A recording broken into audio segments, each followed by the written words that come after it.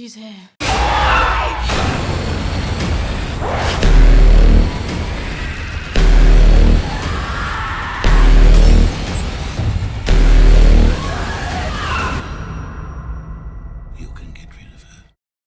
As a big fan of the horror genre, I of course know Hammer films inside and out, but I'm wondering from each of you, like, what your first memory or experience was of Hammer films. Did you know the old ones, or? I used to watch them with my father. He had a 60mm film projector, and we used to rent from the Rank Film Library.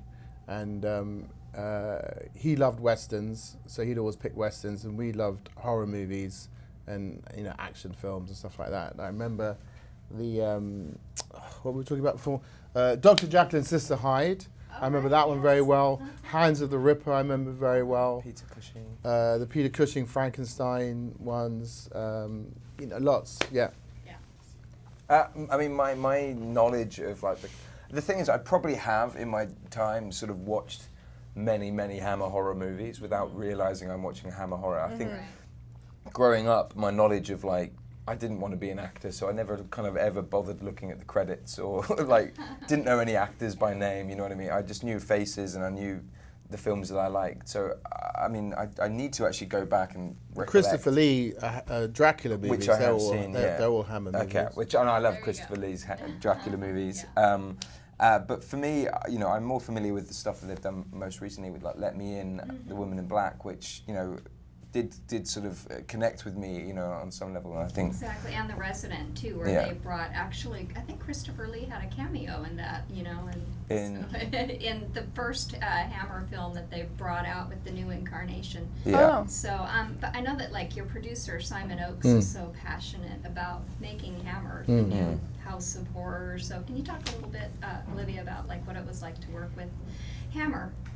It was amazing. I think they wrote something in my, we got for our wrap gift, like a leather-bound script of The Quiet Ones, and they wrote, and Simon wrote in, thank you for being our next Hammer heroine, and just that kind of name is such a legend, and speaking to my mum and my older family members about Hammer, they think it's just such a prolific house of horror, like you said, and it's just to be a part of that at such a young age and be the early films after they've been brought back is just it just feels very special. It just feels very special and very of the time right now.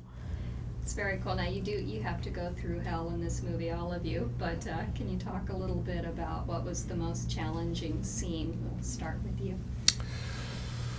Oh, the most challenging scene. I mean, that last scene that we did where you're tied up to the chair and you're lying down on the bench and that was a long scene. I mean, it was much longer in the script because there's a whole series of jump cuts throughout it. But that was it started out with sort of a huge monologue, then this incredibly involved scene that had to be choreographed between the three of us. Then she dies, so he breaks loose, we have a fight, I'm dead, and then you got to revive her, few days. And then she expels him from the. I mean, that was a long scene, Wow. That was Do you guys agree? Yeah, no, I'd definitely say that was one of the biggest challenges. I mean, throughout, like, I think it's one of those scripts that you read and you're like, okay, so we're just sitting down the majority of the time. It sounds like an absolute dream role. But no, I mean, it was such a physical filming process for all of us, and especially for Olivia. But like that was by easily the most challenging, I think, most physically challenging, and mentally, I think. Definitely. I was just under a sheet for so long. I was under a black sheet on this thing because we tried to put like a weight in there, but it just didn't look like a body. So I was just on there for hours and hours, and I was sweaty and I had bad back, and it was really hard for me. Don't know about you guys. Great job, guys. Thank you so much. Thank you. I don't want to get rid of her.